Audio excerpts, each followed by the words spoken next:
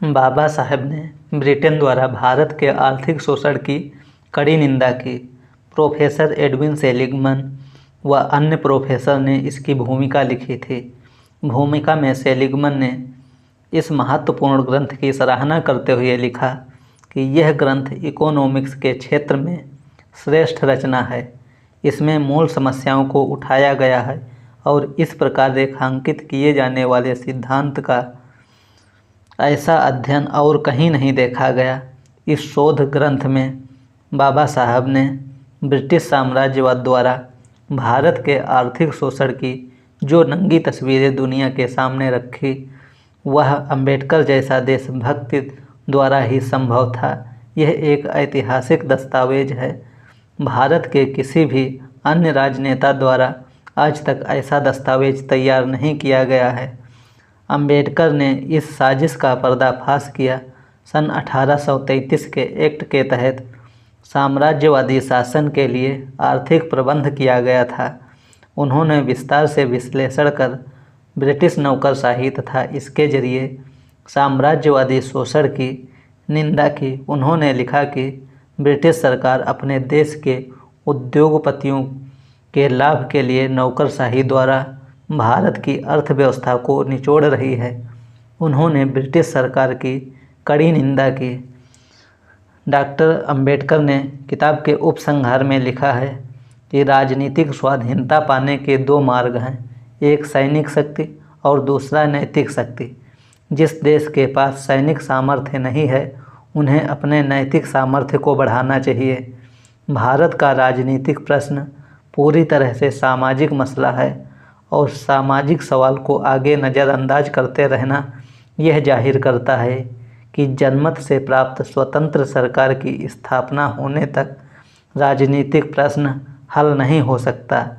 इस ग्रंथ की महानता इस बात से प्रमाणित होती है कि विधानसभा तथा संसद के हर सदस्य ने बजट संबंधी बहस के दौरान इसकी मदद ली थी। इस किताब के छपने के बाद बाबा साहब को भारतीय मुद्रा संबंधी शाही आयोग के समक्ष साक्षी देने के लिए आमंत्रित किया गया। वहां बाबा साहब को यह देखकर सुखद आश्चर्य हुआ कि आयोग के हर सदस्य के हाथ में उनकी यह किताब थी। न्यूयॉर्क में पढ़ाई के दौरान बाबा साहब को दो बड़ी बातों से प्रभावित हुए थे। पहली थी अमेरिका के संविधान के 14वें संशोधन से, जो वहाँ की श्वेत नीग्रो जाति के लोगों की स्वतंत्रता की घोषणा करता है, और दूसरी वाशिंगटन के जीवन से, जिनका सन 1915 में देहांत हो गया था। वाशिंगटन नीग्रो समुदाय के सुधारक व शिक्षक थे, जिन्होंने नीग्रो लोगों में टस्केगी इंस्टीट्यूट के जरिए शिक्षा का काफ़ी प्रचार प्रसार किया और नीग्रो लोगों को सदियों की गुलामी से मुक्ति मिली। बाबा साहब भी भारत के अछूत वर्ग की गुलामी की बेड़ियों को तोड़ने के लिए कुछ वैसा ही काम करना चाहते थे। बाबा साहब लिखते हैं, देश भर में स्वराज व स्वदेशी की आवाज़ें उठने लगी थी। क्रांतिकारी युवा ब्रिटिश शासन को हटाना चाहते थे, आज़ादी के गीत गाते थे, लेकिन हमारे करोड़ों अछूत भाई स्वदेशी गुलामी का जीवन जी रहे थे। उनकी गुलामी की बेड़ियाँ तोड़ने के लिए मेरा मन तड़प रहा था। यहाँ न्यूयॉर्क में अध्ययन के सिवाय मुझे कुछ नहीं सूझता था।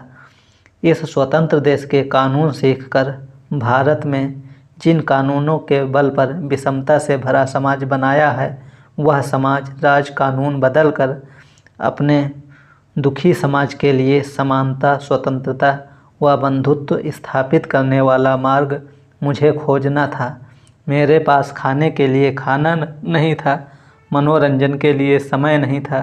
इस अन्यायी व अमानवीय समाज से हमें मुक्ति चाहिए। पहले शिक्षा की संजीवनी चाहिए, फिर गैर बराबरी की व्यवस्था से संघर्ष।